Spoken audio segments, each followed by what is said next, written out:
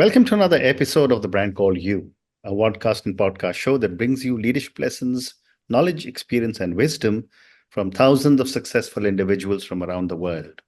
I'm your host, Ashutosh Garg, and today I'm delighted to welcome an accomplished professional from Portland, Oregon, USA, Dr. Richard Osibanjo. Richard, welcome to the show. Yeah, thank you so much, Ashutosh. Thank you for having me. Thank you.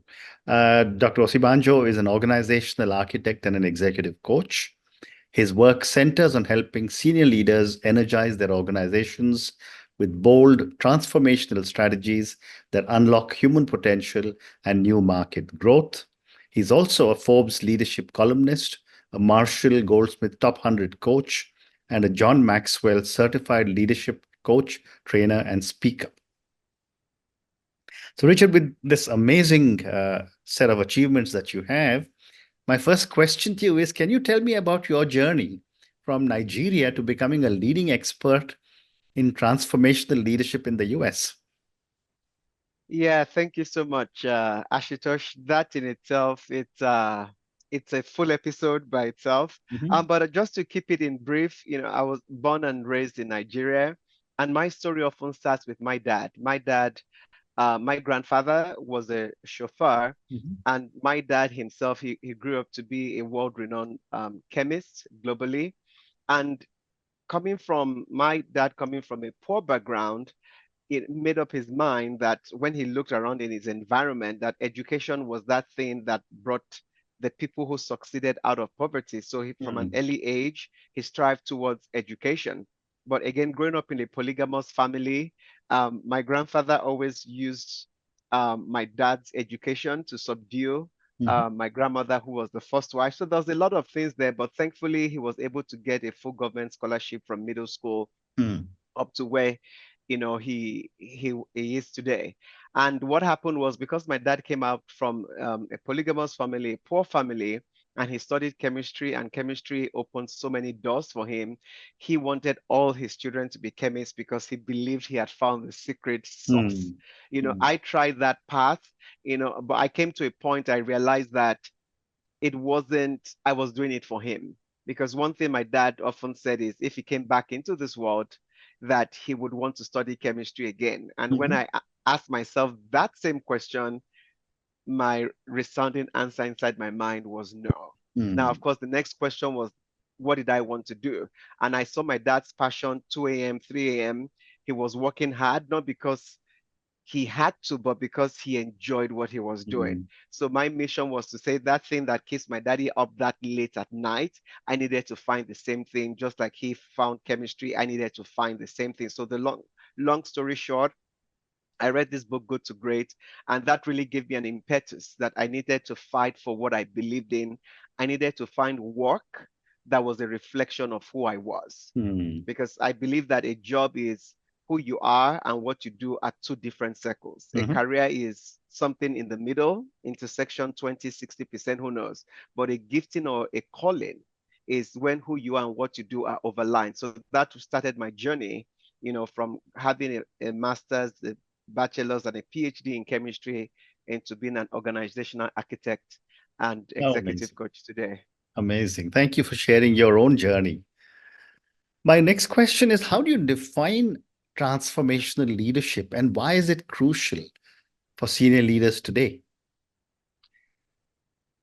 Transformational leadership became very popular in the 1980s thanks to the works of Burns and ultimately Baz as well.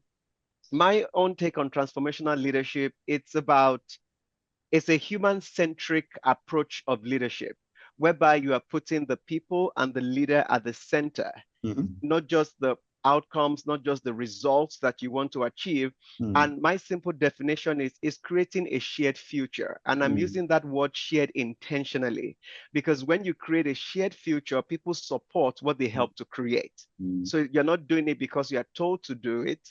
You're not doing it because I want to get a salary for it. When you look at transformational leaders, they're able to get to the hearts and the minds of their people. So they're able to touch their heads, they're able to touch their hearts. And guess what happens, Asutosh? They're Mm. able to move their hands to action. Mm. Because when you do not touch the head and the heart, there's something that you do, you move the feet to action, people would leave. They could stay for a time, but once they find a better opportunity, they will leave. So transformational leadership, yes, every leader in the world wants results, but transformational leaders put that people at the center. That how do I motivate people? How do I inspire them? And how do these people ultimately even become a better version of themselves? And why is that? It's connected to a bigger picture, it's connected to purpose. And once people do purposeful work, then they're committed to it. It's not about compliance, it's about commitment. Fascinating. And what would you say are some of the key components of a bold transformational strategy? Yeah, great question, Ashutosh. Yeah, because when you look at transformational leadership, because the people are at the center of what you are trying to do. So one key aspect of transformational leadership is I will start from the leader himself, because the leader himself has to come from a place of purpose. The leader has to come from a place of leading from the core values. And why is this important?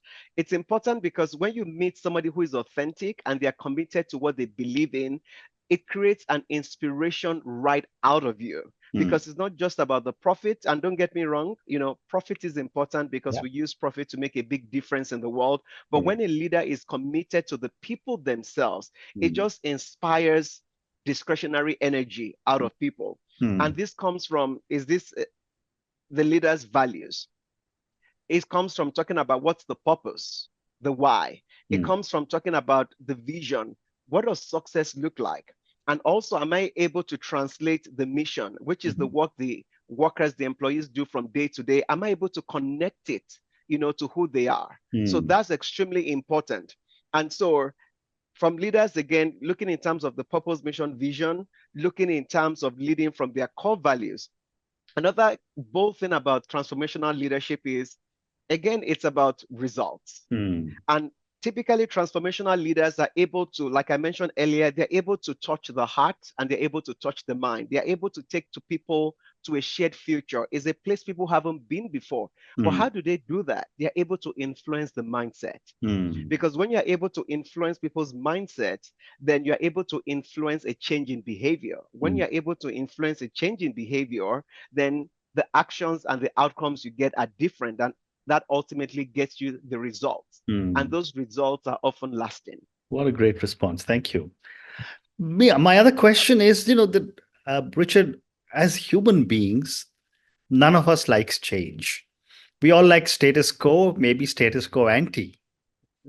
In all the work that you do with senior leaders, what are some of the common barriers you help them address, and how do you do that? Yes, no, thank you for that preview, Ashutosh. Yes, people don't like change. All of us love certainty, but I think people resist more being trying to be changed than change itself. And what that means is that leaders need to be cautious of their approach. Am I driving people or am I driving change? Because ultimately, when an inspirational leader, when a transformational leader is able to create a compelling picture of the future, and is telling you this is why this needs to be done. This is, yes, you might need to change your outcomes. Yes, you might need to change your behaviors, but they create a picture that this is better for you. It's better for the world. We might go through some slight pains at the beginning, but ultimately is a win. So I think many times what happens in leadership is you have a leadership team that has been talking about this wonderful transformational change. They've spoken about it for 3 months. They've spoken about it for 6 months. And they've come to that point that they're excited. And what tends to happen is that leaders just send out an email, or they just have maybe a 30-minute or a 1-hour session with employees. Right. And they expect employees to be at the same point that they have been in. They have argued on the leadership table, they have debated. But right now, you just send it as an email without letting it sink into the employees, without letting the employees wrestle with that. So they've gotten to a second phase whereby they want to start executing. Right. So that tension point, if not if not carefully managed, it could create resistance within the Mm. employees because it feels is tops down. We're being told what to do. So Mhm. that's one thing I have seen that leaders, in order to reduce the friction, in order to reduce any form of resistance that happens, we have to make sure we are creating a compelling vision. We have to Mm. make sure that people are able to ask questions. They're able to ask the difficult questions, and the leaders are willing to share and sell the visions themselves. Very well said. And how important is alignment between a leader's vision and the organization's culture necessary for a successful transformation? Yeah, I love that question. At the beginning when you asked me the question, how would I define transformational leadership? One Mhm. of the things I mentioned was creating a shared vision of the future, creating a shared future. Mm. Now, with your question, you said the leader's vision. So we Mm. have to separate two things here. The leader's vision Mm. ultimately ultimately has to become the people's vision. So the first job of a transformational leader is my vision has to become our vision. Mm. Because Yes. if I'm not able to do it that way, then people are coming to work doing the job because I said so. And guess what, Ashutosh? People don't wake up in the morning, get excited to say, oh, I'm going to work, I'm going to work because of this person. They Mm. want to go to work because they see that it's something that aligns with their core values. They Mm. are coming to work because they see that the work they are doing is making a difference in the world. Right. So the leader's vision, the first job of the leader is making sure that that vision you have, Mhm. right, is that now becomes our vision. When Mm. that becomes our vision, guess what happens? The leader is able to create an environment that people bring their best selves to work, they do their best work, and they're having fun doing it at the same time. So that's Mm. how we look at the leader's vision and Mm. ultimately translate it into the culture. Well said. But the other aspect that I wanted to get your perspective on is the importance or the role of emotional intelligence when it comes to a leader, and what role does emotional intelligence play in a successful transformation? It's it's a huge one. Mm. And remember, when we're looking at transformational leadership, we're looking in terms of, again, leaders want results, they want Mm. Mm. profitability and all of that. But the people at the center of this is the leader themselves, who is leading from a place of authenticity. Now, when we look at emotional intelligence, the question is, am I being aware Mm. of my behaviors? Am I being aware of the impact of my behaviors on the team around me? So Mm. let me give you an example. Imagine a leader or a manager who maybe had an employee who lost a loved one, and you've not seen the person in 3 or 4 weeks. And when the person comes back, you don't even spend 30 seconds or 45 seconds to check in on how the person is doing, how Right. the person is feeling. The first thing you're talking about is the project or the deliverable. What you are telling that person is you do not matter. Your Mm. work is more important than you yourself. Mm. So that's a connection that transformational leaders, because they want to touch the heart, they want to touch the head, they Mm. want to influence the mind, they have to find a way of able to connect with people. They Mm. have to find a way to influence people. And what is influence? Again, I'm using these words a lot and I'm repeating them. Mhm. Influence is my ability to influence, to touch the heart, to touch the mind, and move the hands to action. It Mm. means I see you, I hear you, and I feel you. When Mm. leaders are able to show people that they see them, they hear them, and they feel them, Mm. then they are able to move mountains. Employees will move mountains for those leaders. Very interesting. And when you talk about, again, transformation is a process that could Mhm. take time. And yet, in our corporate worlds today, it's always quarter by quarter performance. How can leaders balance short-term performance goals with long-term transformational objectives? Great question, Ashutosh. And I think for some companies, it's a bane for them All when right. people focus on the short terms. For Mm. leaders who are transformational, like when you plant an apple tree, if you start from Mm. seed, it could Right. take 5 to 10 years before Mm. it fruits. So a Mm. transformational leader is creating the picture. This is not going to happen overnight. Right. Building a healthy organization, aligning your strategy, your execution, and your Right. culture Right. is going to take some time. So one of the things that a transformational leader does as they approach each of the phases of their transformation, they are reminding people of one thing. Why are we doing this? In the good times and the bad times, we always go back to the purpose. Like, folks, why are we on this journey? And when we go through difficult times, we cannot give up. We have to get up and make it work because lives are depending on us. Correct. Whether it's the future of cancer drugs, whether it's anything medicinal, whether it's even technology that helps people in developing countries. So we are not going to let this deter our mission. In fact, that setback becomes, a trigger for the company to come back. But it's what keeps people going for the long term is purpose, is answering the question.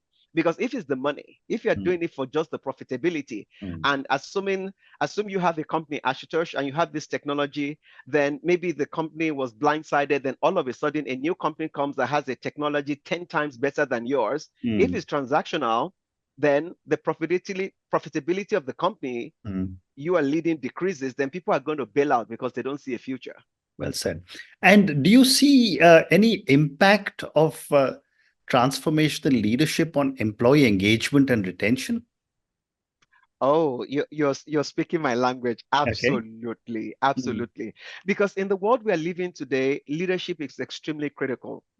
One of McKinsey did a study, and one of the things they found is that about 70% of people are looking for purposeful work, and they're looking for work that has meaning.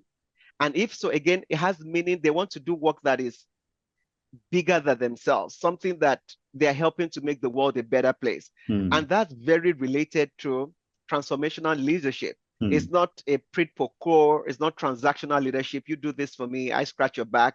It's beyond that. So when employees see leaders who, again, they see them, they hear them, and they feel them.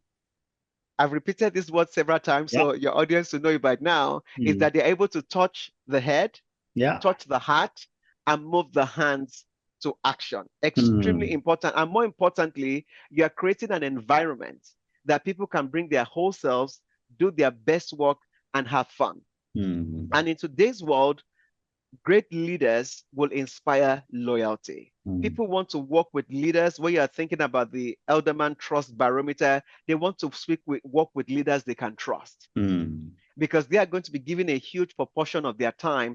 Do they have leaders who is going to invest in them, who is going to build them up, who are going to be honest and truthful with them? So when people find such leaders, they often stick on the bus for a long time. Well said. And yet, in today's world, and especially after the pandemic, the future of work has started to change quite a bit. One, of course, is the younger people want, the gig workers, etc. But on the other side, there is hybrid work. There is a whole lot of technology that has come in. How do you see the role of leadership evolving because of all these other changes? Yeah, so Ashutosh, you said some certain things I think we need to unpack a little bit. So when we look in terms of the future of work, during the pandemic, everybody said, remote work is here to stay. And yes, it is here to stay. The adoption of that has kind of come back a bit when we see, leaders mandating employees to come back to work, but ultimately it's come to stay. Now, let's look in terms of the demographics of employees in the workplace today. A lot of the newer generation coming up to work today is people who are used to some form of working from home. And when you look at even the general demographics that we have, so for example, you have somebody who has been at the workforce for 30, 40 years, their priorities are often different. Unlike somebody who is just coming right from college. So what you begin to see is this intergenerational differences that are coming in the workplace. And it's very important that leaders are paying attention to this because what inspired somebody who is close to retirement is very different from what inspired somebody who is just coming from college. So no questions asked. The leaders of today who are going to create the future have to create a workforce that is truly inclusive of everybody in the workplace as well. Then also we live in an AI world. And in the AI world we're living today, a lot of things are going to be automated.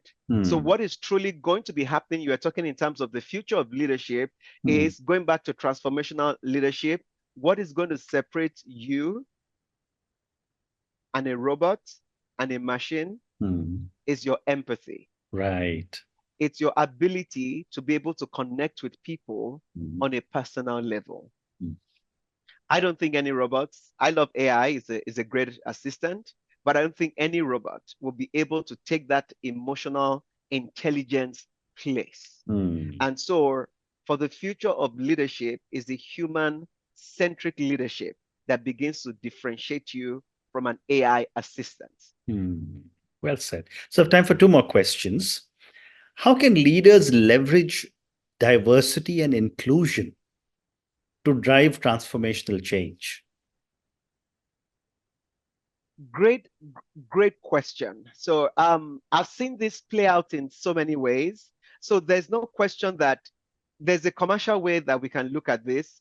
We have a world that is very diverse, and the more diverse thinking you have on a table, it creates products that are future-proof and are able to go through a lot of markets. So there's the diversity of thought, there's the diversity of experiences, there's the diversity of demographics. So no question asked, it leads to a better product. One thing that comes with diversity is often it's a little bit more challenging because when you're talking about inclusive leadership, you want to hear every voice, you have to speak to every person. It requires a bit more time. Right. But that time is often worth it because you are creating a product that lasts. Yeah, I've heard of situations of cases whereby people wanted to create a product and the demographic that that product was for was never consulted. So when people wanted to launch the product and they wanted to do their testing of, and the people were asking like, I'm sorry, I can't use this product. It's not comfortable. I can't wear it. I can't do this. I can't do that. And that for me is one way I would love your listeners to think about diversity and inclusion is this. So Ashutosh, imagine I want to bake a birthday cake for you. I want to bake a birthday cake for you. And I just show up on your birthday and I bring this beautiful cake to you. And you're like, oh, Richard, thank you so much. But you say, Richard, can I ask you a question? I'm like, oh, Ashutosh, go for it. You're like, does it have peanuts in it? You know, does it have sugar in it? And I'll say, of course, it has peanuts. It has, sugar in it. And you now say, Richard, I'm sorry. I'm allergic to peanuts. I can't eat it. Right? So I had a good intention, but because I wasn't inclusive of you in that Very process, yeah, you're not able to have, and that's one of the powers of diversity and inclusion.